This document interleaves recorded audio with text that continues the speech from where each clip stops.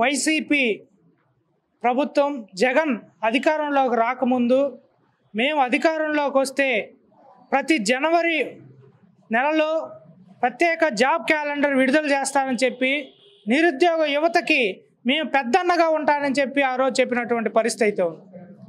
కానీ జగన్ అధికారంలోకి వచ్చి 4 సంవత్సరాల్లో మనం పరిశీలించినట్లయితే జనవరికి జాబ్ క్యాలెండర్ ఏమో కానీ అసలు ఉద్యోగాల కల్పన అనేది మాత్రం ఎక్కడ కల్పించే పరిస్థితి అయితే లేదు.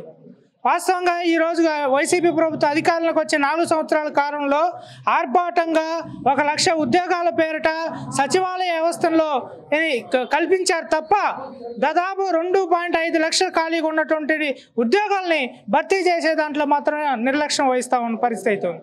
ఇటు ఒక పక్క టీచర్స్ పోస్టులు ఖాళీగా ఉన్నాయి, డిఎస్సి కోసం అభ్యర్థులుగా మేము ఎదురు చూస్తున్నటువంటి పరిస్థితి అయితే ఉంది. ఇంకా రకరకాల ఉద్యోగాల్లో కూడా రాష్ట్రంలోనే 2.5 లక్షల ఉద్యోగాలు ఖాళీగా ఉన్నాయి. కానీ ఎక్కడ కూడా భర్తీ చేయడానికి మాత్రం ప్రభుత్వం నుంచి మాత్రం ఎటువంటి ఆశాజనకంగా మాకైతే ఆగపడుతున్న పరిస్థితి అయితే లేదు. ఏదో సమ్మెట్లు అది ఇదని చెప్పి మేమేదో 8 లక్షలు 6 లక్షల ఉద్యోగాలు కల్పిస్తామని చెబుతున్నాం తప్ప ఆచరణలో నిరుద్యోగ యువతకి అవసరమైనటువంటి ఉద్యోగాలు కల్పించే దాంట్లో మాత్రం పూర్తిగా వైసీపీ ప్రభుత్వం విఫలమైందని మేము భావిస్తూ ఉన్నాం.